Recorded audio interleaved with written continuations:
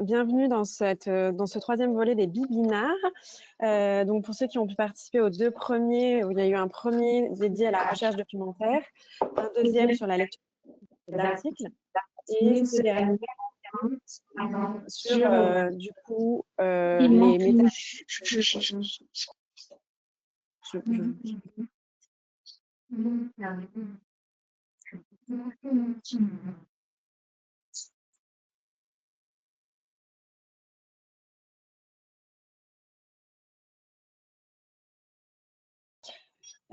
Alors, pour rappel, vous aurez des replays qui seront disponibles aux adhérents de la FFDH immédiatement, puis sous 3 mois pour les autres non-adhérents. Pour les questions que vous aurez, merci de les poser dans l'onglet questions et non pas dans le chat, et elles seront traitées au fur et à mesure ou en fin de session. Vous recevrez aussi un questionnaire de satisfaction à la fin du webinar pour récolter vos suggestions éventuellement de thèmes et votre satisfaction sur le webinaire. Et puis, je vais laisser la parole du coup au modérateur du groupe formation qui a organisé ce webinar pour la suite. Merci à tous. Merci Camille. Du coup, on va tout de suite commencer par la présentation du docteur Serge Ao, qui est praticien. On va commencer par le sondage, excuse-moi. Ah, excuse-moi, pardon. Par le sondage, vous allez avoir une fenêtre qui va s'afficher sur vos écrans, donc merci d'y répondre.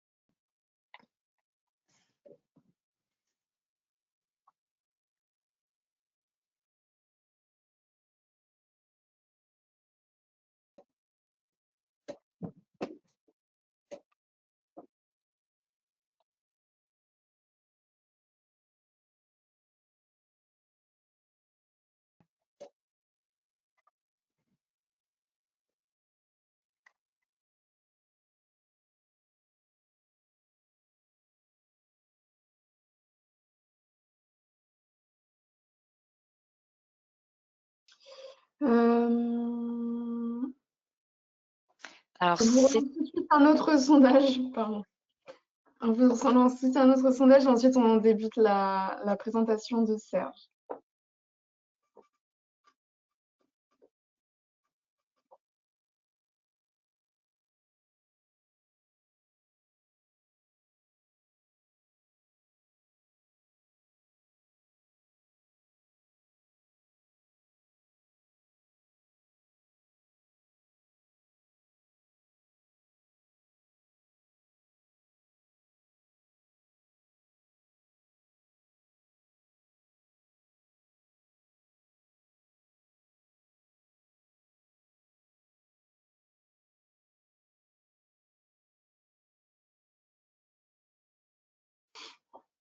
Ok, c'est bon, Delphine, c'est à toi.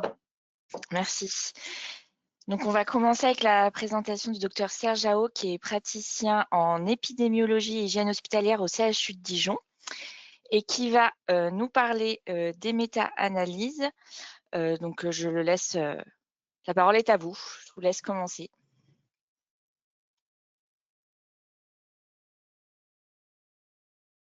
C'est bon. C'est tout bon, Bonjour. Je vais vous présenter quelques moyens pour interpréter une méta-analyse.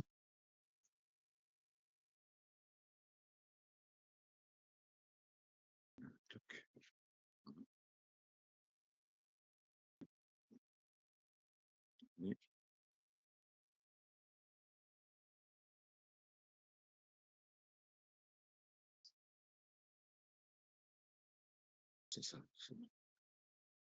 Je remercie Maïler. Donc, on ne va pas rentrer dans la définition de la méta-analyse, juste noter que c'est une combinaison statistique des résultats de plusieurs études. Et le plus important, c'est d'aboutir à un effet global de l'effet, une estimation, pardon, globale de l'effet. Cet effet, ça peut être lié à une intervention, un essai, etc., une exposition, un diagnostic. L'objectif, ce n'est pas uniquement augmenter la puissance, mais on doit aboutir à une synthèse critique qui va intégrer les incertitudes, les variations entre les études, la fameuse hétérogénéité, et bien entendu les risques de biais.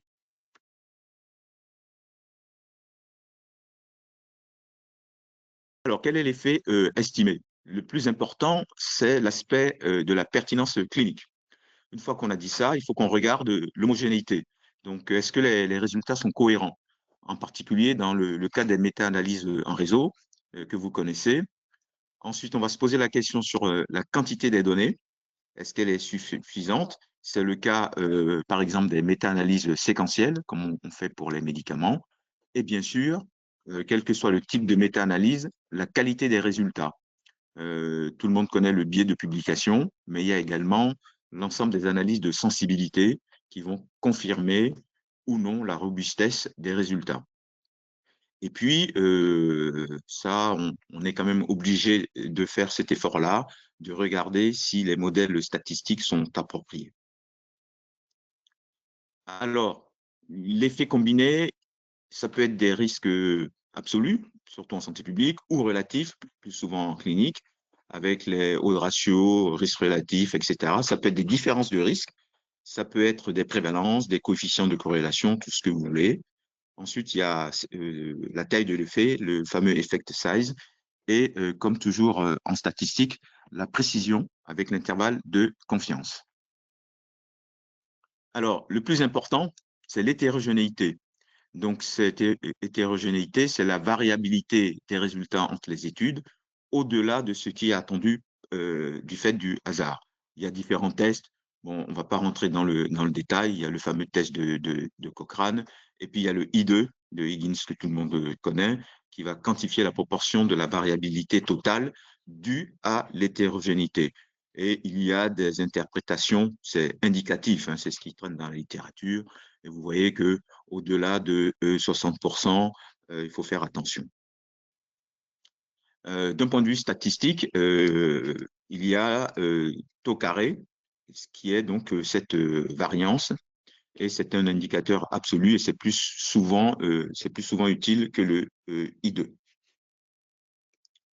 Alors, les méthodes dans l'hétérogénéité, il y a la fameuse méthode de Der, Simonian et Laird, qui traîne dans tous les logiciels de base. C'est historique, c'est biaisé et surtout quand il y a peu d'études, et c'est le cas en médecine et en prévention du risque infectieux. En général, on a peu d'études et les études qu'on a ont peu d'événements. Il y a des méthodes plus robustes. Siddiq Jonkman, bon, c'est pas la peine de retenir tous ces noms propres, mais vous le verrez si ça vous intéresse. Il y a le maximum de vraisemblance restreint. Et puis, dès que vous pouvez, surtout dans nos situations de petits effectifs et de peu d'études inclus, il y a l'approche bayésienne qui va permettre une estimation probabiliste de taux carré. Lorsque l'hétérogénéité est élevée, ça ne veut pas dire qu'on va invalider les résultats de la méta-analyse, mais qu'on doit être prudent dans l'interprétation et surtout chercher les sources potentielles d'hétérogénéité, la nature des populations, des interventions, etc. Voilà. On peut également utiliser des méthodes de régression. Donc là, comme c'est appliqué à la méta-analyse, c'est une méta-régression, mais il faut faire attention de ne pas surinterpréter quand on a peu d'études retenues dans la méta-analyse. Voilà, en général, autour de 10. Comme bien souvent, ces modèles de régression vont conclure en termes d'association et non pas de causalité. Pour ce qui concerne les risques de biais, il y a différentes grilles hein, pour les essais randomisés, pour les études d'observation, pour les études de diagnostic. Et le plus important, après l'hétérogénéité, on va regarder également les biais de publication, puisque les études négatives ont tendance à être moins publiées, déjà moins soumises, et les résultats des petites études tendent à être plus extrêmes. Donc, il y a le fameux funnel plot qu'on va voir tout à l'heure, le diagramme en entonnoir, qui va détecter une asymétrie. Mais attention, une asymétrie peut provenir d'une hétérogénéité réelle, mais pas seulement d'un biais de publication. Et puis, bien entendu, on va regarder différents tests statistiques. Vous en connaissez quelques-uns qu'on va voir tout à l'heure dans un exemple concret. Ensuite, on va mesurer la robustesse.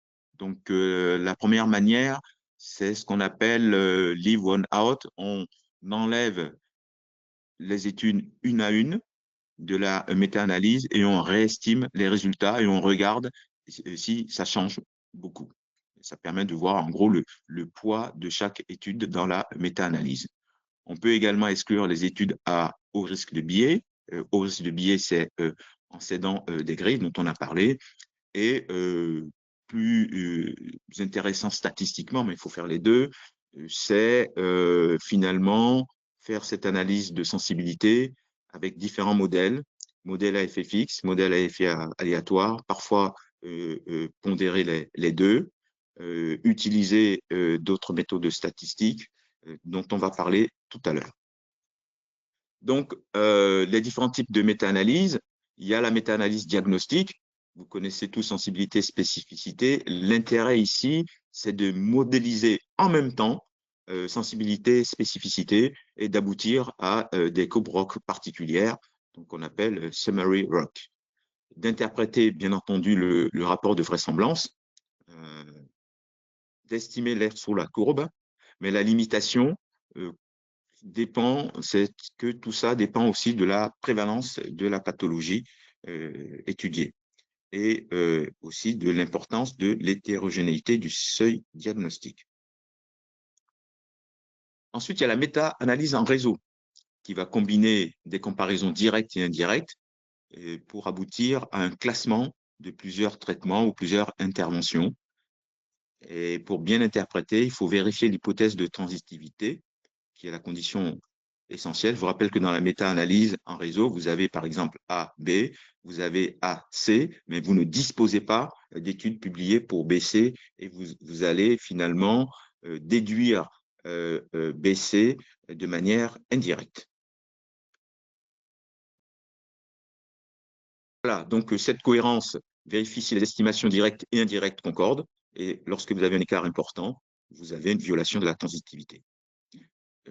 Ensuite, on va pouvoir classer les interventions par le fameux SUCRA, par P-score, etc. Mais on rappelle qu'un classement n'est jamais une preuve de supériorité et on doit interpréter tout ça dans le contexte des incertitudes et de la qualité des études. Voilà. Ensuite, il y a la méta-analyse séquentielle. Alors, la méta-analyse séquentielle, c'est la même chose qu'on fait pour le médicament. Et l'objectif, c'est de contrôler le risque d'erreur lié aux analyses répétées au fil des publications. Donc, quand on fait les mises à jour, on ne se contente pas uniquement de refaire la méta-analyse. Voilà. Donc, on peut avoir des arrêts précoces, comme dans un essai clinique, et ça nous rappelle le monitoring d'un essai clinique. Donc, on va pouvoir ajuster statistiquement sur les tests multiples, calculer la taille d'informations requises et avoir tous ces courbes de monitoring. Ensuite, j'ai presque terminé, on passera aux exemples concrets. Il y a la méta-analyse multivariée qui nous intéresse, puisqu'elle est indiquée lorsqu'on a plusieurs critères de jugement qui sont corrélés dans les mêmes études. L'avantage, c'est emprunter de la force entre les critères de jugement, borrowing strength, comme on dit. L'inconvénient, c'est la complexité d'estimation des matrices de corrélation, surtout quand vous avez plus de 2 critères de jugement. Pour nous, en prévention du risque infectieux, on peut avoir des méta-analyses où on rapporte la colonisation et l'infection, donc 2 critères de jugement. On peut avoir infection et un autre effet secondaire. On pourra en parler si vous voulez. Et puis, bien entendu, vous avez les méthodes bayésiennes. Je vais aller vite. Un des intérêts, c'est modéliser cette fameuse variance interétude, le taux carré. Et là, on va utiliser des a priori plus ou moins informatifs. Alors, d'un point de vue pratique, ces approches bayésiennes sont utiles pour nous quand le nombre d'études est faible, quand les échantillons sont de petite taille, quand il n'y a pas d'événement, 0. Donc, d'habitude, on fait la correction de continuité, on rajoute 0, 5 ou 1, etc. Mais on peut se passer de correction de continuité. Et quand la distribution des effets est complexe, voilà. Donc, pour nous, les méta-analyses bayésiennes sont très utiles. Alors, les exemples, une méta-analyse fréquentiste. Donc là, c'est en gros, l'objectif, c'est d'estimer l'effet de l'application de la povidone iodée dans la prévention des infections du site opératoire en rinçage. Je passe rapidement. Vous avez le fameux forest plot. Et là, c'est quand même intéressant pour déjà regarder comment se distribuent les effets, les intervalles de confiance, etc. Donc, vous avez l'effet de chaque étude. On voit qu'il y a certaines études qui sont très imprécises et d'autres qui sont un peu plus précises. Et à la fin, vous avez l'effet global, ici 0,64, 0,51 à 0,82, et donc ne contient pas 1 et l'effet est significatif. Voilà. Vous avez bien entendu, comme on a dit, pour l'interprétation, en dehors des calculs, il faut regarder la qualité des études qui ont été incluses. Voilà, donc là, comme c'est une méta-analyse d'essais randomisés, on regarde la randomisation, l'insu, etc. Je vous laisserai regarder tout ça à tête reposée. Ensuite, bien entendu, on fait l'analyse en sous-groupe. Voilà. Et maintenant, on fait plutôt des méta-régressions quand on peut. Ici, c'est une méta-analyse diagnostique. Voilà, donc c'est en gros, finalement, pour estimer les moyens diagnostiques pour le dépistage des carbapénémases chez les entérobactéries. Voilà, donc vous avez dans ce tableau l'approche fréquentiste, méta-analyse bivariée, on prend tout en même temps, de la sensibilité, de la spécificité, et l'approche bayésienne par deux modèles différents, une approximation INLA, on n'aura pas trop le temps de rentrer dans le détail, et l'approximation bayésienne classique par Monte-Carlo. Vous avez le détail ici de cette méta-analyse diagnostique avec, comme je vous ai dit, l'air sous la courbe, la sensibilité, la spécificité, le diagnostic odds ratio, etc. Vous avez là le graphique avec l'air sous la courbe. Je passe rapidement. Voilà. Donc, globalement, vous avez tout pour pouvoir interpréter votre méta-analyse diagnostique. Ici, c'est une méta-analyse en réseau. Donc, on rappelle l'objectif. Vous avez deux interventions, A, B. Vous en avez une troisième, A, B, C. Vous disposez de A versus B. Vous disposez de A versus C. Et vous cherchez à déduire B versus C de manière indirecte. Donc, là, l'objectif, c'est finalement de faire cette méta-analyse en réseau pour tout ce qui concerne la dépilation. Voilà, donc vous avez, là c'est un petit réseau, hein, il y en a de plus gros. Donc vous avez ne pas intervenir, no hair removal, la dépilation chimique, le rasage, même s'il ne faut pas raser, donc il faut quand même inclure les études, et la tonte clipping. Vous avez les effets directs, les effets indirects. Pour chaque effet, vous avez les risques relatifs, l'intervalle de confiance, le nombre d'études. Vous avez la preuve directe. Par exemple, en bas, 8 études, 97% de preuves directes, etc. Donc, vous voyez que on en fait depuis très longtemps et de plus en plus. Et en pointillé, vous avez, par exemple, clipping chemical qu'on va essayer de déduire par transitivité. Ici, vous avez une autre étude, une autre méta-analyse en réseau qui concerne les antiseptiques et la césarienne. Voilà, donc là, on a classé une des forces des méta-analyses en réseau, comme on l'a dit, c'est de finalement pouvoir classer les interventions. Donc ici, vous voyez, en sucra, c'est la dernière colonne, l'intervention finalement la plus efficace en probabilité, c'est la chlorhexidine alcoolique à 2%. Voilà. Ensuite, vous avez la chlorhexidine alcoolique à 0,3%. Ensuite, vous avez la povidone alcoolique. Voilà. Et enfin, vous avez la povidone aqueuse. Et dans chaque colonne, vous avez la probabilité que l'intervention soit classée en 1, en 2, en 3 ou en 4. Donc, c'est vraiment des probabilités de rang et ça nous permet finalement, avec ces méta-analyses indirectes, de pouvoir classer les interventions. Voilà le réseau, hein. Là, il est plus petit que tout à l'heure. Voilà. Un réseau encore plus grand, c'est une méta-analyse de prévention d'infection de PTH. Et donc, vous avez différentes interventions. Voilà, antibiotiques systémiques, flux laminaires, ciment enduit d'antibiotiques, etc.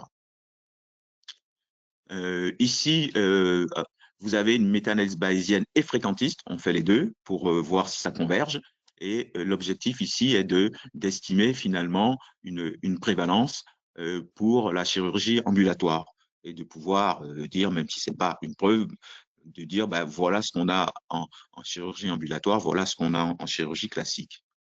Voilà, donc bon, on n'a pas trop le temps de rentrer dans le détail, c'est tout ce que je vous ai dit. La méthode utilisée, Dersimonien et Laird, la transformation statistique pour la prévalence, pour stabiliser la variance, là c'est une loupe transformée arc-sinus, bon, voilà, c'est des détails statistiques, l'analyse de sensibilité, la métarégression, je vous en ai parlé, et l'intérêt du bayésien ici, c'est de vraiment calculer les probabilités. Et donc là, la question qu'on se posait, on a trouvé 1,36% pour la prévalence avec son intervalle de confiance. Et une des questions, c'est quelle est la probabilité finalement que cette prévalence soit entre 1 et 2%. Et donc, c'est 0,96 la probabilité. Et puis après, il y a la méta-régression sur la spécialité, sur pas mal de choses. Voilà. Ici, c'est l'analyse séquentielle. Ça concerne le triclosan et les fils rendus des triclosans et la prévention des infections du site opératoire. Et il y a la fameuse courbe. Donc, on va faire comme des essais séquentiels, comme on fait pour le médicament. Et là, on voit que les deux courbes, la rouge et la bleue, se croisent peut-être aux alentours de 4000 patients. Et donc, en gros, c'est pratiquement pas la peine de faire d'autres essais parce qu'on n'aura plus d'informations. Je passe rapidement parce qu'on n'a pas vraiment trop le temps, mais c'est important. C'est le monitoring. Voilà, c'est si vous aimez un peu les essais randomisés, c'est les mêmes méthodes qu'on utilise pour les analyses séquentielles. Voilà, donc je termine sur quelque chose d'actuel. C'est la méta-analyse de la SF2H qui n'est pas encore publiée sur l'estimation de l'effet du triclosan sur les infections du site opératoire. On a 37 études dans notre méta-analyse. Voilà, nombre de patients 20 000, nombre d'événements 2790 et le haut de ratio est 0,74. Vous avez un intervalle de confiance. Vous avez également, on vérifie si on obtient la même chose par l'approche bayésienne. Donc là, on a un log de OR égale moins 0,52. Comme on dit en Bourgogne, qui met l'exponentielle et tu trouveras l'eau de ratio. Là, le modèle utilisé, c'est un binomial normal et on a utilisé une distribution pour le taux. Donc, vous vous rappelez, le taux carré, c'est la variance alpha normale. Voilà. Donc là, vous avez tout et vous pouvez aller pour interpréter. Il faut bien lire tout ce qu'il y a dans les résultats. Vous avez l'OR, vous avez l'hétérogénéité. Ici, on est pratiquement à 57% avec un intervalle de confiance qui va de 37 à 70. On a les détails de la méthode utilisée. Donc là, c'est du classique, l'inverse de la variance. Donc, c'est Dersimonien et Laird. On a également fait du restricted maximum, likelihood, etc. Donc, il y a toujours comment on estime l'effet, comment on estime la variance, comment on estime l'intervalle de confiance, etc., etc. Et quand on a des zéros, comment on les prend en compte. Voilà, là, c'est le forest plot. Voilà, il y en a plein. Donc, ça nous permet de voir également la variabilité, s'il y a une hétérogénéité, l'effet global avec les deux modèles en bas, effet fixe, effet aléatoire, c'est les deux losanges bleus en bas et l'intervalle de prédiction. Ici, vous avez l'influence, en gros, sur les 37 études, le modèle, donc on demande une analyse d'influence, on voit qu'il y a 3 études qui sont considérées comme outliers. On ne va pas les sortir d'emblée, on va les sortir, réestimer le modèle. Donc, on passe de 37 à 34, K égale 34, et voir si ça change. Et donc, finalement, on a 0,82, on a 0,77 en fonction de modèle à effet fixe ou à effet aléatoire. Et vous voyez que ça ne change pas vraiment de ce qu'on avait trouvé. Tout à l'heure, on était à 0,82, 0,74 et en enlevant les outliers, on a à peu près la même chose avec un I2 qui est un peu plus bas. Là, c'est le funnel plot, comme on a dit. Donc, c'est le graphique en entonnoir. C'est une approche graphique, hein, donc on peut toujours un peu se tromper. Et l'ensemble des points aux fluctuations d'échantillonnage près doit être dans l'entonnoir. Voilà, donc a priori, on dirait qu'il n'y a pas finalement de biais de publication, mais on fait toujours des tests. Il y en a plusieurs. Le plus connu, c'est le test des guerres. Là, il est significatif, donc il y a un biais qui est détecté. Le BEG, il est limite, donc biais possible, mais il n'est pas significatif. Et le Schwarzer, il est limite, mais il n'est pas significatif. Ensuite, une fois qu'on a détecté ces biais, comment on les prend en compte? Il y a différentes méthodes. Il y a trim and fill. Donc là, on rajoute 6 études et on a un OR ajusté à 0,80, toujours significatif. Il y a P-Curve, voilà, qui monte à 29%. Et une des conclusions, c'est que bien qu'il y ait un biais de publication, l'effet reste significatif après la correction. Voilà, bien qu'il y ait un biais de publication possible, parce que vous avez vu, les guerres le met en évidence et les autres, c'est un peu limite, mais on le corrige et on peut dire que l'étude est robuste. Voilà, je ne rentre pas dans le détail, vous avez tout ce qui concerne les tests, il y en a un qui est linéaire, l'autre qui est non paramétrique, etc. Ça, ce n'est pas trop grave. Les détails sur la méthode trim and fill. Et on peut dire que globalement, aucune étude n'influence grandement les estimations des hauts de ratio, y compris les outliers. Et que pour les biais de publication, les études de divers tests sont un peu divergents, mais quand on les prend en compte, les estimations sont inchangées. Voilà. Ensuite, comme on a noté une hétérogénéité, on va essayer de comprendre d'où elle vient. C'est le but de la statistique, c'est expliquer pourquoi les choses varient. Et donc là, on en discutait hier, on n'a pas toutes les variables explicatives qui sont rapportées. Donc ici, on a pris l'année de publication, le fait que ce soit inclus dans la méta-analyse du NIRI, National Institute of Health Research Unit on Global Surgery, dans la NICE, donc c'est les Anglais, dans le WHO, l'OMS, que ce soit que l'étude soit ait inclus de la chirurgie propre ou non, et puis le nombre de centres. Et vous voyez que globalement, quand vous regardez surtout les intervalles de confiance, hein, aucune des variables potentiellement explicatives d'hétérogénéité ne sort. On peut peut-être discuter la NICE, mais on va dire qu'on n'a pas trouvé de choses pour expliquer l'hétérogénéité. Voilà. En conclusion, l'interprétation d'une méta-analyse doit prendre en compte, bien sûr, le plus important, la qualité des données. Toujours, hein, vous connaissez le fameux adage, garbage in, garbage out. Si on rentre des ordures dans l'ordinateur, il sortira des ordures. Les aspects statistiques sous-jacents, il faut faire l'effort quand même d'aller voir les modèles. On ne se contente pas d'appuyer sur un bouton et de lancer les modèles. Et puis, bien entendu, la pertinence clinique. Je vous remercie.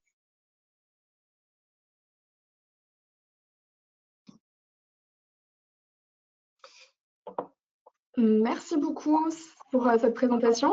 C'est pas facile, hein, les méta-analyses. Ah ben non, non. Un copain m'avait dit, je mets ça dans un tableur, je le fais. J'ai dit, ben, il faut programmer un peu le tableur. Hein. Ce n'est pas que des additions. Voilà. On a une Tableur, petite il peut faire question. beaucoup de choses, mais il faut quand même lui demander ce qu'on veut. Ouais, c'est ça. Donc, d'après vous, c'est quoi les éléments méthodologiques les plus négligés dans les méta-analyses? C'est dur, hein, mais Moi, je pense, mais on le fait de plus en plus. Et comme je l'ai dit, la qualité des données, c'est capital. C'est capital. On a, vous savez, la méta-analyse, en fait, statistiquement, c'est un modèle mixte. C'est un modèle de régression mixte. Donc, c'est des gros modèles, on peut faire beaucoup de choses. Pratiquement la majorité de notre modélisation classique, on l'applique à la méta-analyse. Mais, comme on dit, on ne va pas tirer sur une mouche avec un canon. Si vous avez des données de piètre qualité, vous n'allez pas aller loin. Voilà. Ouais. Donc, il faut la qualité des données. Et après, il faut aussi, alors nous, mais ce n'est pas que dans la prévention du risque infectieux.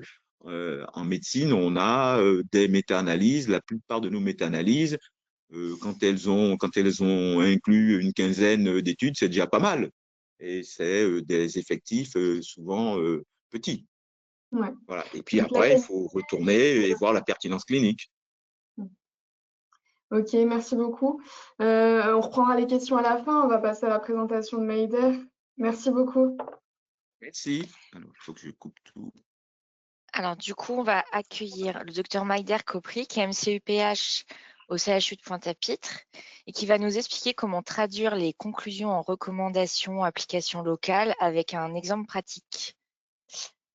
Alors, hop, normalement, tu as reçu une invitation pour être présentateur, Maïder. Normalement, ça devrait être bon. Alors, on voit bien ton écran.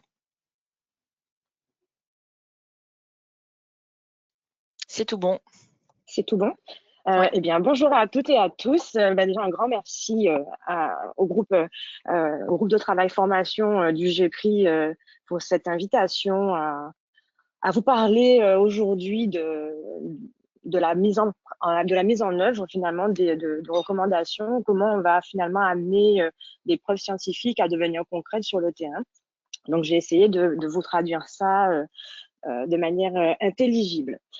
Alors, produire la preuve scientifique n'est pas suffisante pour pouvoir permettre la mise en œuvre sur le terrain.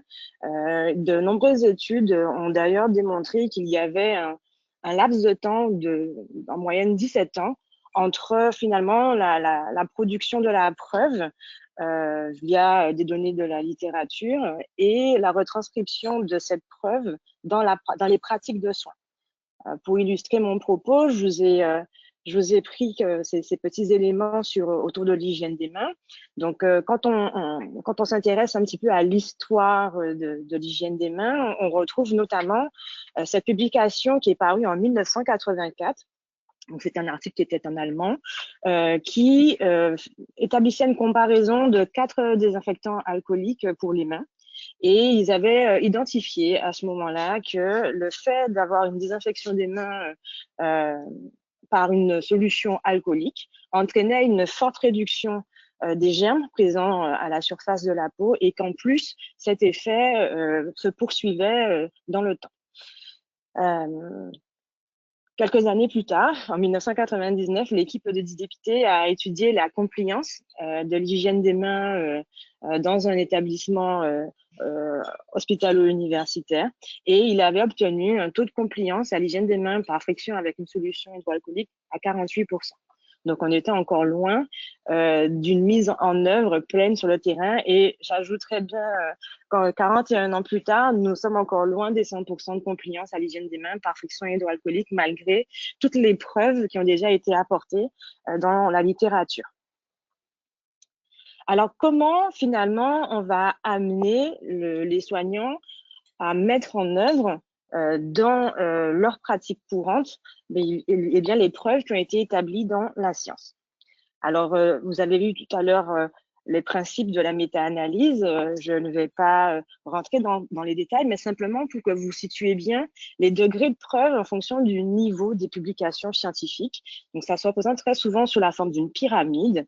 Donc, vous trouvez au bas de la pyramide les opinions d'experts, les éditoriaux, et puis on aura un meilleur degré de preuve avec des études de cas. Puis, lorsqu'on commence à faire des comparaisons entre des populations, eh bien, on commence à augmenter également le niveau de preuve. Ça commence à devenir intéressant d'un point de vue scientifique. Les études de cohorte ont l'intérêt de pouvoir comparer des populations de grande taille et généralement sur de longues périodes. Donc, ça apporte énormément d'éléments scientifiques. Mais le must du must reste la réalisation d'essais randomisés contrôlés dans la mesure où on va essayer de contrôler un maximum des effets qui ne sont pas censés influencer le résultat. Et enfin, le nec plus ultra reste la revue systématique et la méta-analyse que Serge Jao nous a très bien expliquées. Alors, il faut savoir que ce sont des méthodes de recherche qui sont quantitatives, qui vont permettre d'agréger des données de la littérature de plusieurs études. Et l'objectif étant que ces études répondent à une même question de recherche. Donc, une méta-analyse, finalement, c'est une analyse d'analyse, ou alors ça peut être aussi l'analyse des données primaires des études lorsqu'elles sont disponibles. Et puis, petite alerte qui nous a déjà été dite tout à l'heure, garbage in, garbage out. Si on inclut des études de très mauvaise qualité, eh bien, la méta-analyse produite derrière est de mauvaise qualité. Alors déjà, quand on établit des preuves scientifiques, on va établir des recommandations. J'ai moi-même la lourde tâche au sein du groupe de travail néonatologie de la SF2H de construire avec un groupe de personnes de confiance, des néonatologues, des infectiologues, des pharmaciens et des hygiénistes, de concevoir ces nouvelles recommandations. Donc, autant vous dire que je suis en plein dans le sujet. Et donc, on va essayer de coter la qualité des données scientifiques que l'on va inclure dans nos recommandations. Vous avez différentes méthodes de cotation. Je vais vous en présenter quelques-unes. D'ailleurs, je vous invite à lire le très bon papier de Serge Jao dans la revue Hygiénès. Cet article est accessible gratuitement en plus, donc sur l'élaboration de recommandations et comment on va utiliser la méthode GRADE en pratique. Et donc, dans la méthode GRADE, on va avoir 4 niveaux de cotation. Donc, le niveau très faible, en gros, on a un effet... on a une estimation de l'effet qui peut être peu différente finalement du véritable, qui peut être très différente pardon du véritable effet. Donc on n'est pas très sûr du niveau de preuve. Le niveau faible, on a une différence qui n'est pas tout à fait nette. Modéré, eh bien, on a une estimation de l'effet qui est très proche du véritable effet, mais on n'est pas sûr que ça soit nettement différent. Et en revanche, le niveau élevé, on a une estimation de l'effet qui est très, très proche du véritable effet. Et donc, on donnera beaucoup plus d'importance finalement à un résultat issu d'une publication avec une cotation élevée qu'une cotation très faible. D'autres méthodes existent, comme la méthode RPC, donc la recommandation pour la pratique clinique. Et cette méthode est notamment celle qui a été utilisée pour les toutes dernières recommandations pour la prévention de la transmission des infections par voie respiratoire. Et donc, les études vont être classées par différents niveaux de preuves en fonction des schémas d'études.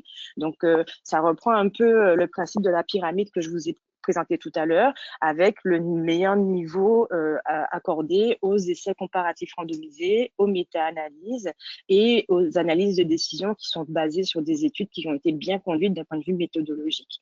Et les résultats qui sont issus de ces études de premier niveau ont une preuve scientifique qui est établie et généralement la recommandation issue de ces études sera catégorisée, gradée A. Donc là, c'est une petite illustration. Donc là, la question portait sur l'efficacité des masques à usage médical versus les appareils de protection respiratoire FFP2 vis-à-vis de la transmission des maladies transmissibles par maladies respiratoires. Et donc, ils ont inclus les analyses de 9 méta-analyses qu'ils ont toutes synthétisées dans un tableau. Vous en ai mis qu'un extrait. Et ils ont ensuite rédigé un argumentaire au regard des études qui ont été incluses dans ce tableau. Et donc, il conclut sur une recommandation de rationaliser l'usage des masques dans le cadre des infections respiratoires en ciblant préférentiellement les situations qui peuvent être considérées comme étant les plus à risque. Et ça aboutit aux recommandations R17, R14 et aux éléments en rapport avec le port du masque dans le tableau de synthèse.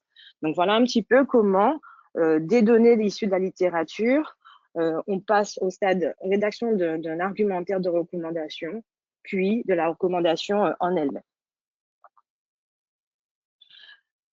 Ensuite, il faut passer des recommandations à la pratique. Et là, on se retrouve heurté à de nombreux freins qui ont déjà été décrits dans la littérature. Ce sont les freins de la mise en œuvre d'une recommandation. Donc, il s'agit déjà de freins liés aux professionnels en eux-mêmes, le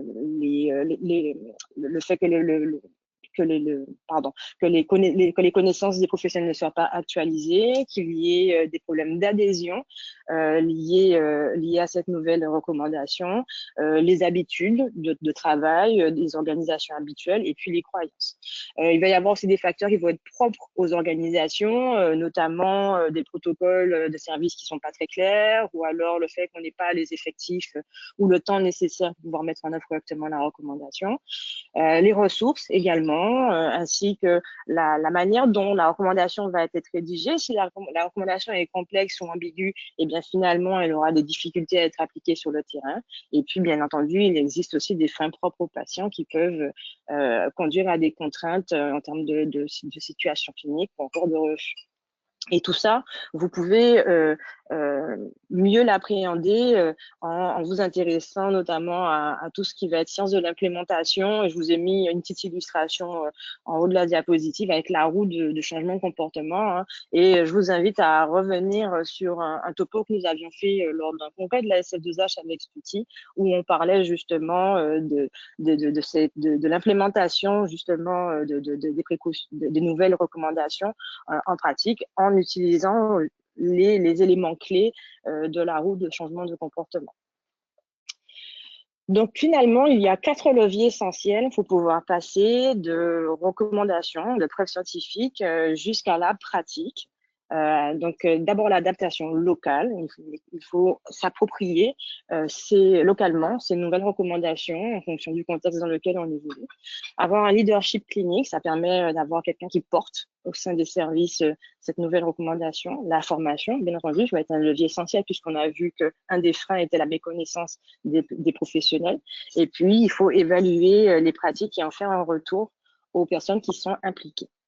Donc, quelques petites illustrations. Je vous ai pris les nouvelles précautions respiratoires et la manière dont on les met en œuvre dans le contexte de guadeloupéen. Donc, il y a eu un gros travail qui a été effectué par le CPIAS de Guadeloupe avec les référents en hygiène du territoire. Il faut savoir que la Guadeloupe, c'est un territoire insulaire. On a plusieurs îles dans lesquelles on a des établissements de santé, médico-sociaux et des niveaux différents de construction avec également des architectures un peu vieillissantes pour certains établissements. Et donc, on a aussi cette problématique d'évaluation de la qualité de la ventilation qui risque d'être difficile puisque nous n'avons pas sur place de prestataires capables de mener cette investigation. Donc, le choix a été fait conjointement avec les référents locaux et le CPIAS, d'appliquer pour le moment, tant que nous n'avons pas encore la possibilité d'évaluer la qualité de la ventilation des locaux, d'appliquer la matrice 2 par défaut pour tous les établissements de santé et établissements médico-sociaux. Le choix a également été fait de considérer toutes les PGA, qu'elles soient modérées ou élevées, comme étant des PGA sans distinction. Et ils ont élaboré un moyen mnémotechnique pour pouvoir identifier finalement les moments clés où le masque FFP2 devra notamment être porté avec ce moyen mnémotechnique. À 15 minutes, tu vas rougir. A pour aérosol. 15 minutes pour tous les soins de plus de 15 minutes auprès d'un patient chez qui on a prescrit des précautions respiratoires. Tu pour tuberculose, va pour varicelle et rougir pour rougeole. Alors, ils ont assorti ce moyen mnémotechnique d'un jeu dont ils se servent, d'un serious game dont ils se servent pour la formation des professionnels. Donc, ils l'ont appelé le mnémotech. D'ailleurs, il est disponible sur leur site internet si jamais vous êtes intéressé. Et donc, autour de ce jeu, l'idée est de leur faire comprendre ce moyen mnémotechnique et ensuite de mettre en pratique avec des situations de soins variées les moments clés où il faut choisir le bon masque entre le masque chirurgical et le masque FFP2. Les évaluations de pratique, vous avez par exemple la BAM Matisse qui vous propose autour de l'hygiène des mains plusieurs méthodes d'audit permettant d'évaluer la qualité et les freins à la mise en œuvre de l'hygiène des mains par friction hydroalcoolique, avec la possibilité de produire des feedbacks avec des synthèses qui sont imprimables, des posters qui permettent de plus facilement restituer, plus rapidement restituer les résultats de ces évaluations de pratique aux professionnels. On sait qu'on a assez de facilité à faire ces évaluations, mais finalement, l'étape de restitution passe souvent à l'as et pourtant, c'est ce qui est essentiel pour pouvoir améliorer les pratiques. Et puis le leadership clinique, je vous ai pris l'exemple de la vaccination annuelle contre la grippe, et donc où on va avoir les professionnels de santé qui sont engagés, qui vont le promouvoir, que ce soit par l'intermédiaire de quotidiens de spécialité, que ce soit par l'intermédiaire de la presse locale ou encore par l'intermédiaire des réseaux sociaux. Je vous ai pris l'exemple du CPS Nouvelle-Aquitaine et puis de Pierre Parnex, qui a prêté son épaule pour cette communication grand public. Donc, si vous deviez retenir des messages clés par rapport à cette présentation, je vous dirais simplement que ce ne sont pas les preuves, qui dictent la conduite à tenir sur le terrain, mais elles les guident. Donc, nous, en tant qu'hygiénistes, on va avoir un gros travail d'appropriation de ces preuves pour pouvoir les rendre digestes, finalement, sur le terrain et applicables. Il faut savoir que les recommandations, elles se construisent de manière collective, c'est-à-dire que c'est pas quelqu'un tout seul dans son coin, c'est vraiment un travail pluriprofessionnel avec des sensibilités différentes des personnes impliquées, mais également des expertises qui vont être complémentaires. Et puis, il faut retenir que la mise en œuvre pratique, finalement, c'est quelque chose qui est multifactoriel, puisqu'il faut prendre en compte, bien entendu, le contexte local dans lequel on évolue. Il faut aussi prendre en compte les organisations qui sont en place et celles sous lesquelles on est susceptible de pouvoir influer. Et il faut également accompagner les professionnels pour les faire monter en connaissances et transférer ces connaissances en compétences en s'appuyant sur différents outils de formation, qu'il s'agisse de formation plus formelle ou encore de ludopédagogie, et évaluer tout cela avec des outils qui existent pour la plupart ou alors qui demandent à être créés. Et là, on peut s'appuyer sur les CEPIAS pour être productif sur ce type d'outils. Voilà, je crois que je voulais terminer avec cette diapositive où finalement on se rend compte que c'est un travail qui doit être itératif, l'implémentation d'une nouvelle recommandation, hein, c'est-à-dire que petit à petit, il faut qu'on arrive à faire évoluer les personnes qui vont nous dire voilà comment on fait chez nous et les amener par mesure itérative en revenant à chaque fois avec la fameuse roue de Deming qui s'applique également à la mise en œuvre sur le terrain des nouvelles recommandations pour que ces personnes appliquent la nouvelle manière de faire les choses. Voilà, je vous remercie pour votre attention.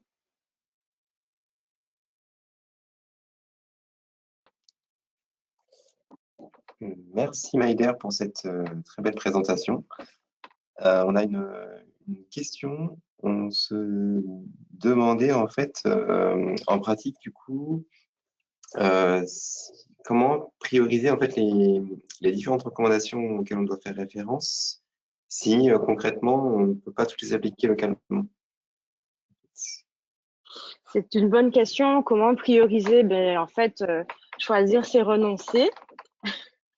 Donc, il faut en pratique s'appuyer sur un réseau fidèle de correspondants. En tout cas, moi, je m'appuie beaucoup sur le réseau des correspondants pour faire des groupes de travail, pour déterminer finalement ce qui va être prioritaire pour notre institution. S'appuyer peut-être aussi sur les résultats des évaluations menées antérieurement qui permettent de déterminer les infections finalement auxquelles vous êtes les plus fréquemment confrontés, de déterminer là où vous avez de plus de progrès à faire. C'est sûr que c'est difficile par exemple, de mettre en œuvre des recommandations sur la variété, la variété des types de masques sur un établissement. Ça, c'est quelque chose qui nous est recommandé, d'avoir différents types de masques disponibles pour avoir une meilleure adaptation à la forme du visage. Si déjà, on n'arrive pas à nous être impliqués dans les cahiers des charges au moment des choix des types de masques. Donc à ce moment-là, peut-être qu'on concentrera nos efforts plutôt sur s'assurer que le masque FFP2 qui est choisi soit au moins conforme aux attentes et orienter les professionnels sur les bons moments de mise en place du masque. Et dans un deuxième temps, trouver le moyen de s'insérer dans la production de ces cahiers des charges. Donc, en fait, voilà, je crois qu'il faut être assez pragmatique, proche du terrain. Donc, ça veut dire solliciter beaucoup le réseau des correspondants pour pouvoir déterminer les priorités que l'on aura sur son établissement. Très bien, ouais, merci pour ta réponse. Merci Maïder, j'ai adoré tes exemples avec les applications locales de différentes recos et puis les petits moyens mémotechniques ou les petites présentations pour aider les professionnels à les appliquer. Et du coup, hein, tu réponds au fait que voilà, il faut vraiment s'adapter localement aux problématiques et aux enjeux par rapport aux recommandations quand on ne peut pas toutes les appliquer pour X raisons. Donc, merci beaucoup pour ta présentation, elle était vraiment super. Je ne sais pas si Serge est toujours dans le coin. Oui, il est là, Serge. Il est là. Eh bien, vous pouvez peut-être y répondre tous les deux, hein, mais il y avait aussi des questions concernant les variables qui seraient responsables du plus d'hétérogénéité dans les méta-analyses. C'est quoi les variables qui va rendre la méta-analyse les plus j'arrive pas à le dire, hétérogènes dans les méta-analyses? Oui, d'accord. Il y a déjà l'hétérogénéité clinique, la nature des patients. Voilà, donc ça, on n'y peut pas grand-chose. Et après, il y a l'estimation de l'hétérogénéité statistique. Mais c'est essentiellement au départ la clinique qui va dicter, qui va être à la base de l'hétérogénéité. Les patients sont plus ou moins semblables. Quand on s'intéresse aux médicaments, bon, ben, on voit que même si on a des critères d'inclusion, parfois les doses peuvent un peu varier.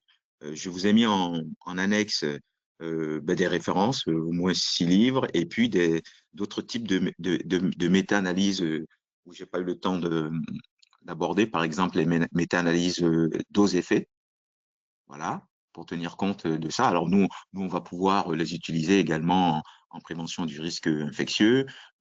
Si on fait, par exemple, l'hypothèse qu'il y a des mesures au cours du temps, répétées, etc., et que plus le temps avance, plus le risque augmente. Voilà, donc on peut faire beaucoup de choses, mais c'est sûr que cette hétérogénéité, on va essayer de chercher à la comprendre. Les moyens les plus classiques, c'est l'analyse en sous-groupe, comme je vous ai montré dans une de nos premières méta-analyses de 2010. Et de plus en plus, alors ça nécessite quand même d'avoir inclus beaucoup d'études dans la méta-analyse, la méta-régression, parce qu'on va faire du multivarié et essayer de voir quelles sont les variables qui vont vraiment influer sur cette hétérogénéité. Mais comme je l'ai dit, ben, ce n'est pas parce qu'il y a une hétérogénéité que la méta-analyse n'est pas valide. On a des moyens un peu plus modernes maintenant, PIS, PATE, je n'ai pas eu le temps d'en parler, pour essayer d'inclure cette méta-analyse cette hétérogénéité, pardon, dans la méta-analyse. Mais il faut quand même tenter de l'expliquer et après la prendre en compte. La prendre en compte, c'est la clé. Et du coup, dans quelle situation c'est mieux de faire une recherche sur une méta-analyse plutôt qu'une recherche d'articles scientifiques plus classiques? Parce que c'est vrai que souvent, quand on tape une recherche, bah, on tombe sur des méta-analyses de façon… Comme Maïder vous l'a dit, le plus haut niveau de preuve, c'est une méta-analyse d'essais randomisés.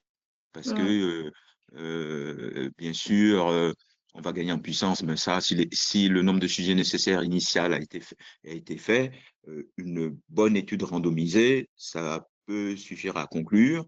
Mais si on a une méta-analyse d'essais randomisés, c'est encore mieux. Voilà. Donc, on regarde s'il y a une bonne méta-analyse. Souvent des études d'observation. Alors, je n'ai pas eu le temps d'aborder également les moyens modernes. Alors, ça ne remplacera pas les essais randomisés, mais parfois, on a 2 ou 3 études randomisées, beaucoup d'études d'observation Bien sûr, on ne mélange pas tout. On fait la méta-analyse pour les essais randomisés, la méta-analyse pour les nombreuses études d'observation, mais il y a de temps en temps des combinaisons qui sont possibles par les méta-analyses directes, par le bayésien, pour pouvoir finalement conclure. Mais le plus important, c'est de bien séparer. Et puis, on a la chance quand même que la SF2H nous traduise toutes ces méta-analyses en recommandations. Donc, si on doit résumer, on regarde d'abord s'il y a une méta-analyse qui est robuste, un essai contrôlé randomisé, et puis si on n'en trouve pas qui répond donc, aux critères de qualité, on va plutôt rechercher des articles un peu plus simples. En tout cas, je voulais vraiment, je crois que vous allez recommencer, il me semble, votre réunion. Je voulais vraiment vous remercier d'avoir pris de votre temps du midi sur cette grosse journée à tous les deux et tous les trois même. Pour faire cette intervention pour le GPRI. C'était hyper informatif et très utile et merci pour la qualité de vos présentations. Je vais laisser Camille peut-être conclure. Bon, tu as bien initié la conclusion, Margot. Donc, merci à tous d'avoir assisté à cette série de webinaires. Merci beaucoup à nos deux intervenants de grande qualité et surtout à la commission formation GPRI d'avoir pu organiser ces webinaires.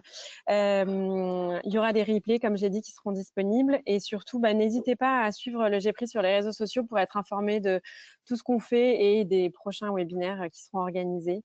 Donc, voilà, merci à tous et puis bonne journée.